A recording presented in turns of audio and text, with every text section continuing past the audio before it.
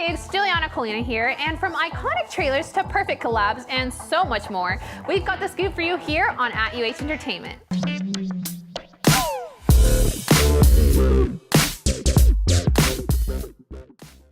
Among many powerful men who have faced allegations of sexual harassment and misconduct is John Lasseter, aka the mastermind and co-founder of Pixar Animations. 5 things to note about Lasseter according to Vanity Fair are: Lasseter is 60, he's married and has 5 sons, he has the leading figure in animation for more than 20 years, he helped turn Pixar into a creative and commercial powerhouse, starting from way back directing its first feature film, Toy Story. Yeah, I know, he's that old, y'all. When Disney bought Pixar for $7.4 billion, Lasseter assumed leadership at Walt Disney Animation as well. There is no doubt that John Lasseter is basically a living legend of animations. For example, when allegations came out about him, a phone call among Disney and Pixar executives occurred, and one person who was on the call told Vanity Fair, "Lasseter is the crazy, horny 13-year-old who you have to keep in check all the time. But there's no number 2 for John. He's the beating heart of Disney Animation and Pixar. He's a genius. Nobody can do what he does." Okay, now that we're all on the same page of who John Lasseter is, let's take a dive into what he did and said about it. In an article released by Deadline, they cited examples of the type of alleged unwanted contact from Lasseter. A former female executive who spoke with Deadline told them, "He would rub my leg in a meeting. It was creepy and weird. It got to the point where I wouldn't sit next to him in a meeting because it undermined everything I said." Deadline also states 2 sources recounting Lasseter's obsession with the young character actresses portraying Disney fairies, a product line built around the character of Tinkerbell. At the animator's instance, Disney flew the women to New York event. One Pixar employee became the designated escort as Lasseter took the young women out drinking one night and to a party the following evening. "He was inappropriate with the fairies," said the former Pixar executive, referring to physical contact that included long hugs. "We have to have someone make sure he wasn't alone with him." Lasseter responded to the allegations in a memo to his colleagues where he announced that he will be taking a 6-month leave of absence. LOL, what is this, a vacay? He kept the exact reasons for his leaving vague. Some words from his memo include, "I've recently had a number of difficult conversations that have been very painful for me. It's never easy to face your missteps, but it's the only way to learn from them. As a result, I've been given a lot of thought to the leader I am today compared to the mentor and advocate and champion I want to be. It's been brought to my attention that I have made some of you feel disrespected or uncomfortable. That was never my intent. Collectively, you mean the world to me, and I deeply apologize if I let you down.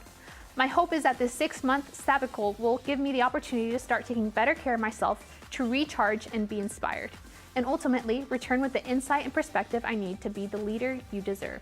Well, we'll stay alert on this, and when Pixar comes out with some bomb movies in a year, all I'm saying is Lasseter took a 6-month break to recharge and inspire. With that knowledge, let me know in the comments if that will affect your views of Pixar movies. Another big name who has just been recently terminated from his employment by NBC News is Matt Lauer. The Today Show released the statement on air and tweeted, "Matt Lauer has been terminated from NBC News. On Monday night, we received a detailed complaint from a colleague about inappropriate sexual behavior in the workplace by Matt Lauer. As a result, we decided to terminate his employment." The man who was usually on the other side of these allegations reporting on them suddenly found himself being reported on by his own team. In TV news, something that didn't seem logically possible to come back is coming back. I'm referring to MTV's Jersey Shore. If you thought spouses and children were going to keep this fist-pumping family from ever returning to their old shenanigans, then just like me, you were wrong. In their defense, Snooki tweeted, "I'm 29, 2 kids, married, and can still funnel wine and do cartwheels on the dance floor. We aren't dead."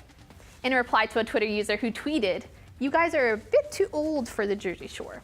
The network announced last week that the series' original cast members, Dina, Pauly D, JWoww, Vinny, Ronnie, Mike, and Snooki, will all reunite for Jersey Shore Family Vacation. A new series set to premiere in 2018. Missing from this family affair is Sammy Giacola, who was not mentioned in the reunion cast list.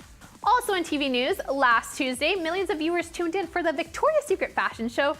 You know, the event that includes gorgeous ladies, flashy lingerie, mixed with pop stars? We all tuned in to watch the angels fly. And shockingly, for Chinese model Ming Xi, it was more of a fall.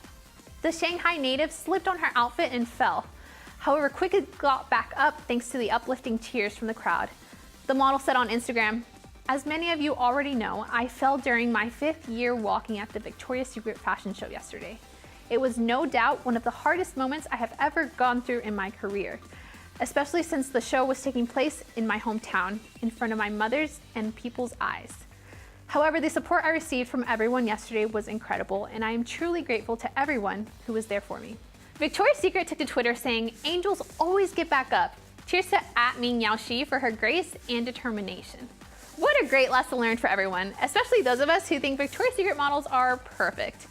Wait, no, they're still perfect. She fell with a smile, y'all. Who can do that? Check this picture out. In royal news, Prince Harry is officially engaged, and it's to an American. Shout out to us. Meghan Markle is an American actress, model, humanitarian, and absolutely stunning. The prince popped the big question during a cozy night that included roasting chicken and enjoying each other's company. Markle says, "It was an amazing surprise. It was so sweet and natural and very romantic." Let's be real, he could have asked one night while sleep talking and Markle would have probably still said yes. After all, royal engagements are what dreams are made of. Hey now, this is what dreams are made of. The ring? Oh, just casually designed by the prince himself, who included 2 round diamonds supporting even bigger diamonds in the middle on a yellow gold band. To spice it up even more, the 2 side diamonds belong to Princess Diana and are from her private jewelry collection. It's safe to say Markle is living the many girls' dreams, and your presence on the internet has made that clear. Check out these hilarious memes. If Meghan Markle can go from briefcase girl number 4 on Deal or No Deal to real life princess, there's hope for all of us with no life plans. Prince Harry's kids will be Americans. What if one grows up to be president and is in line for the throne at the same time? Brits are playing a long ball here, but it's a smart move. They want America back, and this is just how they'll do it. All jokes aside, we are so happy for the royal couple and wish them the best. In music news, Grammy nominations are out, and hip-hop and rap are taking over. Jay-Z leads with 8 nominations this year, and Kendrick Lamar follows with 7. Some of the nominations include Jay-Z's 444 and Bruno Mars's 24K Magic for Album of the Year, Luis Fonsi's crossover hit Despacito, and Logic's 1-800-273-8255 for Song of the Year, and Khalid and Julia Michaels for Best New Artist. For the full list of 2018 Grammy nominees, go to the Grammys website.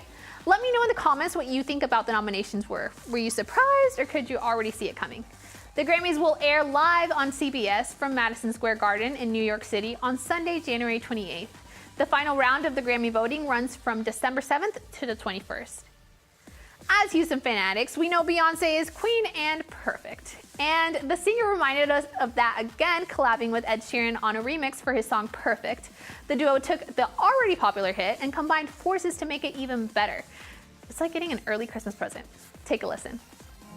Dancing in the dark with you between my arms, barefoot on the grass while listening to our favorite song.